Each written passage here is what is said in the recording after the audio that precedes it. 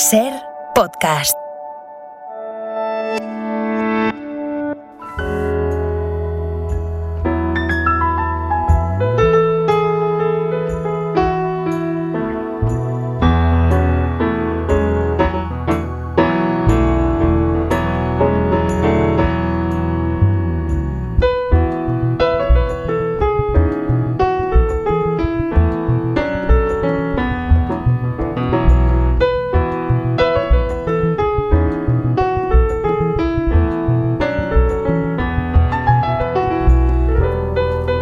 Marc Bassets es el corresponsal del diario El País en París. ¿Cómo estás, Marc? Buenos días. Hola, buenos días, Javier. Bonjour. ¿Cómo va la semana política en Francia? Pues aquí continuamos con la reforma de las pensiones, que habíamos hablado de esta reforma. Es el tema del invierno, yo creo, y es casi un culebrón porque se alarga y se alarga. Y ha habido 5 manifestaciones, 5 jornadas de manifestación, algunas con huelgas. La reforma está en el Parlamento y hay como, bueno, las posiciones están totalmente enconadas. Hay una posición muy amplia en la sociedad francesa. Unos 7 de cada 10 franceses están en contra de esta reforma, que implicará aumentar la edad de jubilación de los 62 años actuales a los 64 años. Los sindicatos están en contra y después el presidente Emmanuel Macron y el gobierno tiran para adelante. Están convencidos de que pueden lograrlo y piensan ya incluso en las siguientes etapas. Ellos ya han por hecho que avanzarán con esta reforma y la aprobarán en el Parlamento seguramente en marzo. Pero vamos a ver, porque puede haber sorpresas y giros sorprendentes en el guión. No, es muy interesante contemplarlo también desde España, porque ese debate está encima de la mesa. De todas maneras, 5 manifestaciones en París, se dice un lunes, ¿no? Un lunes cualquiera en ese lugar. Oye, ¿te has dado cuenta, Marc, de que en el tiempo que llevamos haciendo este espacio, yo creo que no hemos dedicado seguramente ni un solo minuto a hablar de ningún país de África? Sí, es verdad. Y África, hay este tópico, ¿no?, de que África es el continente olvidado, y a veces debemos hacer un esfuerzo para recordar que no solo no es olvidado, sino que es fundamental para entender el mundo en el que vivimos. Pues vamos a hacerlo hoy con una música además que has escogido tú. Congo, Congo de Mboka, Mboka ngomo kengeli koi, Mboka ngomo kengeli leopard. Pocos países tienen mayor vinculación con ese continente fuera del continente que Francia, ¿eh? Francia y Bélgica, pero claramente sí, la lengua francesa forma parte de lo que aquí llaman en Francia la francofonía, ¿no? Y la música se escucha, esta mezcla de lenguas autóctonas africanas, congoleñas y el francés. No es tanto hablar de África, sino hablar de un viaje, y a veces, cada vez más consideramos un viaje en lo que experimentamos cuando llegamos al punto de destino, y no consideramos que el viaje es ir a ese punto de destino, ¿no? Rara vez pensamos que un vuelo en avión, por ejemplo, forma parte del viaje. Contabilizamos el comienzo a partir de que ponemos el pie en el lugar que queremos conocer. En cambio, hay gente que sigue comprendiendo el recorrido como viaje, y sobre todo como algo que vale la pena relatar, y anda que no hay literatura sobre esto, Marc. Sí, sobre los viajes y sobre el Congo específicamente, y sobre el río Congo, ¿no?, que ha traído en la historia aventureros y ha inspirado escritores. Stanley Livingstone, ¿no? Joseph Conrad. A mí me gusta mucho la literatura de viajes y la literatura de ríos. Hay un libro que es un clásico y que lo recomiendo que no lo haya leído, que es Danubio, de Claudio Magris, un libro de los 80, que recorre todo el Danubio de principio, desde las fuentes hasta la desembocadura. Y leyendo el libro que vamos a comentar, he pensado bastante en Danubio, porque el Congo es un poco un río que es más que un río, ¿no? Es un símbolo de un país, de una civilización, de una historia, de muchas cosas. Es un río casi con vida, ¿no?, y con humanizado y personalizado, un río Dios prácticamente. El periodista Xavier Aldecoa publica esta semana sobre sus viajes a través del río Congo el libro Quijote en el Congo, en la editorial Península. ¿Cómo estás, Xavi? Buenos días. ¿Qué tal? ¿Cómo estáis? Encantado de hablar con vosotros. Y me alegra de que pasas por aquí una vez más. Un buen amigo del programa, hay que decirlo. Oye, ¿cuántos años pasaron desde que te vino a la cabeza la idea de recorrer el río hasta que lo pudiste por fin hacer y plasmar en este texto que es más, diría, literatura que periodismo? Yo creo que es el viaje más soñado que he tenido nunca. Desde que empecé a interesarme por el continente africano, y yo hablo ya de cuando era un enano y miraba los mapas con muchas zonas que no se sabía lo que había, blancas o verdes, ya soñaba con esa posibilidad de navegar el Congo desde las fuentes hasta el final, hasta el mar. Un río Dios, decía Marx, es una buena manera de explicarlo, ¿no? Una arteria líquida, yo creo que es la arteria del continente. A partir de ahí se explican la vitalidad, las culturas, la luz hasta la luz y también las cicatrices, porque yo creo que toda la esencia del continente, de lo que es esa historia convulsa a veces de abuso, la podemos encontrar a lo largo de este río Congo, en el Congo, sobre todo, la República Democrática del Congo, pero en los países de alrededor. aglutina toda esa esencia de un continente en una arteria líquida. Hola Xavier, soy Marc, desde París, ¿qué tal? Tú conocías el Congo, el país, la República Democrática del Congo, conoces muy bien África, habías estado, creo que cuentas en el libro, que 10 veces en este país, habías estado en el río. ¿Qué has descubierto con este viaje, que ha sido una inmersión real de meses en esta arteria líquida, en este río? Seguramente que hay muchos Congos. Esa sensación de que a medida que avanzaba por el río iba cambiando no solo a la vegetación, sino la forma de ser, la forma de hablar, de comportarse, el sufrimiento también, o la alegría, el ver que Kisangani es una ciudad de luz, una ciudad de artistas. Eso sí lo he ido viendo en un río que es apabullante. O sea, yo he tenido muchas veces la sensación de que no llegaba a comprender todo lo que pasaba a mi alrededor, y me encontraba sobre todo con gente muy superviviente, gente que cuando conseguías pasar esos primeros atisbos de desconfianza, incluso de vehemencia, y son muchos sitios los congoleses, la primera reacción es dura. Son tipos que están acostumbrados a tender la mano, a echarte un cable, y cuando ven que viajas como ellos, yo me he sentido como en una familia, he aprendido muchas cosas. Hay momentos de felicidad en el libro y en el relato, pero también momentos muy duros, de violencia, de amenaza. ¿Temiste por tu vida en algún momento de este viaje? Bueno, yo creo que ha sido el viaje o la cobertura más salvaje que he hecho, sin duda, porque ha habido momentos en los que la volatilidad de lo que podía pasar era muy alta. Había que atravesar territorios controlados por grupos rebeldes, en los que la única seguridad era la palabra de un jefe rebelde, de que no te iban a hacer nada, con el que habías negociado.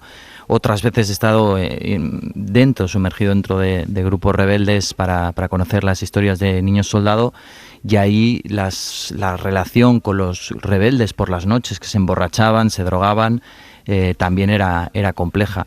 Y luego ya otras cuestiones como las tormentas, ¿no? Las tormentas del río Congo son prácticamente como si dragones se pelearan encima de tu cabeza. Así que ha habido cosas así, pero sí debo decir, yo creo que si pusiera en una balanza las cosas, tengo muchísimos más recuerdos positivos, de alegría, de felicidad, que estas cuestiones que forman al final parte de nuestro oficio, ¿no? El pasar por situaciones a lo mejor de puntillas un poco arriesgadas, pero para poder contar, que era lo que me interesaba más, poder contar lo que ocurre a las orillas del Congo con esos pueblos que habitan allí.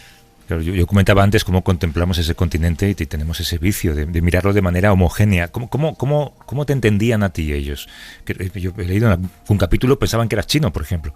Sí, al principio, en la zona de Kisangani, que es una zona muy, muy explotada mineralmente, sobre todo ahora por minas chinas. Era literalmente así. Yo paraba con la barca había algunos momentos en los que iba con canoas, con barcas de diferentes tipos, y ahí se paraba la barca y los niños que salían de las aldeas directamente me decían chinoa, que tampoco era muy bueno, porque los chinos allí tampoco están muy bien vistos por la explotación a la que someten a la gente, y también porque se ha corrido el rumor en esa zona. Estamos hablando de una zona muy remota, muy lejos de ciudades, que eran ladrones de órganos. chinos y un policía me dijo, de hecho, que me aconsejaba esconderme, que no me vieran porque si no pensarían que era chino. Y yo le decía, pero si no me parezco nada a un chino. Me decían, no te preocupes, que aquí la gente en las aldeas no sabe diferenciar un europeo de un chino. Simplemente te ven como alguien ajeno y eso te puede poner en problemas. Así que esa desconfianza sí la podías palpar en algunos sitios y esa animosidad contra los chinos también. ¿Y la desconfianza hacia ti como europeo la sentiste también? Porque hay algún episodio donde incluso te reprochan el colonialismo, todo este resentimiento que viene de los abusos, de siglos de abusos, de esclavitud, colonialismo, etcétera, etcétera. ¿Esto lo sentiste? Como tú lo dices varias veces, hombre europeo blanco, ¿no? Sí, es que yo creo que el privilegio forma parte el privilegio que yo tengo por ser hombre blanco, por ser periodista incluso, forma parte del viaje, porque si no el viaje habría sido diferente. Yo creo que sería además extraño salir indemne de un viaje así en una tierra que ha sido golpeada de esa manera. Entonces la desconfianza, o que decías, ¿no? Estas pues acusaciones incluso, o comentarios que me hacían de todo lo que les hemos explotado, abusado y seguimos haciéndolo, yo creo que entran dentro de ese contexto. Es normal porque es literalmente así. Y a la única persona en ese momento a la que se lo podían decir era a mí, que yo le representaba por blanco, por hombre, por privilegiado también, a todos esos años y décadas de abuso, ¿no? Pero sí que es verdad que esa rabia, ese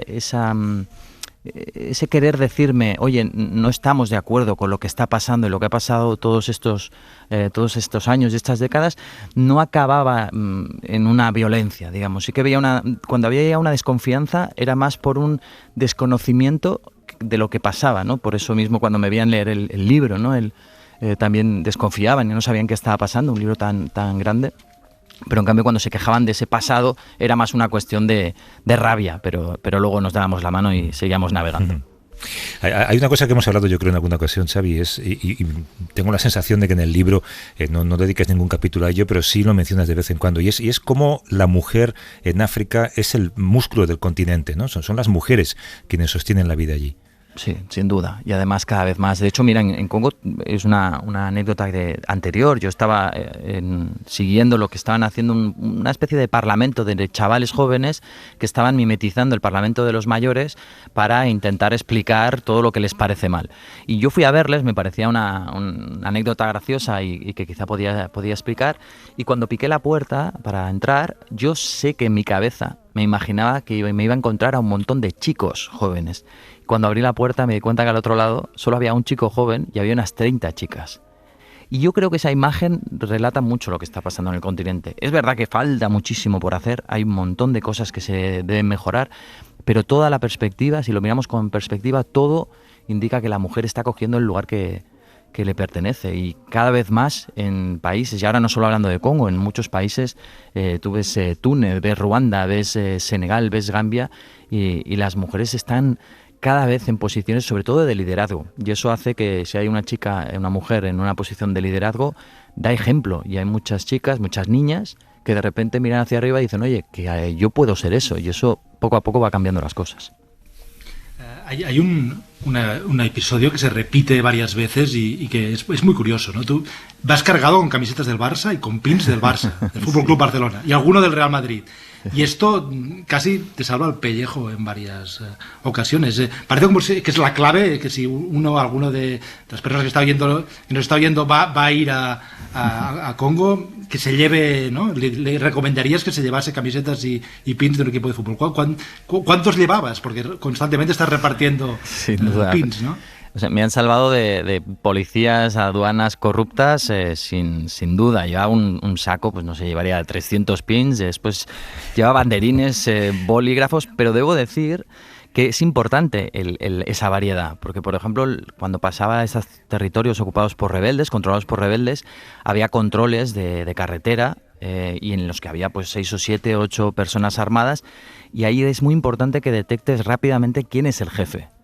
Ellos no te lo van a decir, pero en eso seguramente va el que las cosas vayan bien o no tan bien, porque tú a los subordinados les tienes que dar algo un pin, por ejemplo, pero si al jefe le das lo mismo, le estás insultando. Estamos hablando de situaciones muy jerarquizadas. Claro. Entonces yo ahí tenía que rápidamente detectar quién era el que mandaba allí, para aparte de un pin, pues darle un bolígrafo, un banderín o lo que creía que fuera suficiente como para que la situación no pasara más. Pero sobre todo es por una cuestión que el Barça o el Real Madrid son una puerta abierta a la empatía. Entonces, enseguida conectas con alguien que lo que quería era, pues a lo mejor robarte o ponerte en problemas para sacarte unos dólares, ¿no? Entonces esa sensación de que con algo tan fácil como el fútbol me daban la mano, ha sido tan sorprendente como maravilloso. Me ha salvado un montón de aprietos. Mejor el pin del Barça que del Madrid, hay que decir, ¿eh? En mi caso sí, pero debo decir que soy bastante chaquetero en ese sentido. Que de todas maneras, vaya decepción que se lleva ese grumete que se hace llamar Al-Qaeda cuando le dices que no trabajas para el Barça, ¿eh? Que es un personaje del que yo creo que te has encariñado, ¿eh?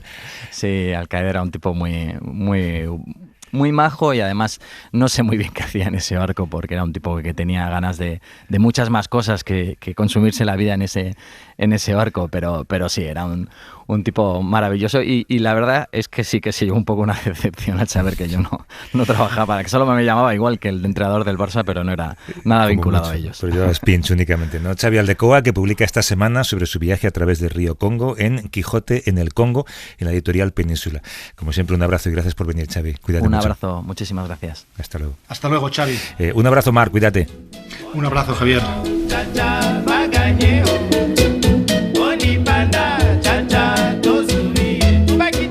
Para no perderte ningún episodio, síguenos en la aplicación o la web de la SER, Podium Podcast o tu plataforma de audio favorita. Cadena SER. La radio.